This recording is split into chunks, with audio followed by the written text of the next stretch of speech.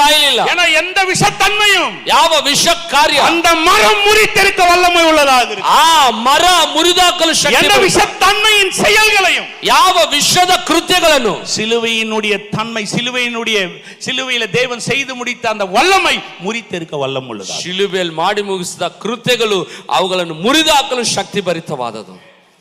நம்ம விசுவாசி ಎಷ್ಟು ನಂಬ್ತೀರಾ? அல்லேலூயா. அல்லேಲೂಯಾ. விசுவாசிக்கிறவங்க மட்டும் ನಂಬೋರು ಮಾತ್ರ விசுவாசத்தக்கதாக. ನಂಬಿಕೆಗೆ ತಕ್ಕ. ஆமென். அல்லேலூயா.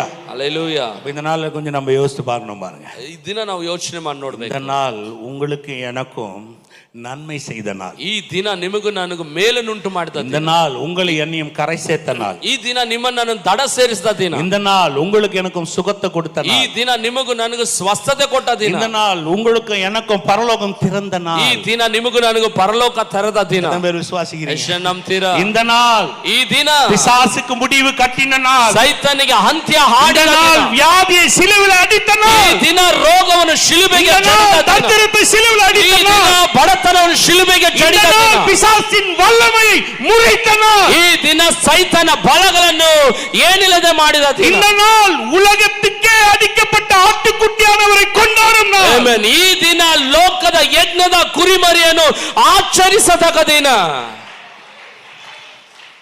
எப்படி இந்த நாளை நான் சோகமா கொண்டாடுறது? ಹೇಗೆ ಈ ದಿನನ ನಾನು ಶೋಚನೀಯವಾಗಿ ಆಚರಿಸೋದು முடியுமா? ಆಗುತ್ತಾ? முடியாது.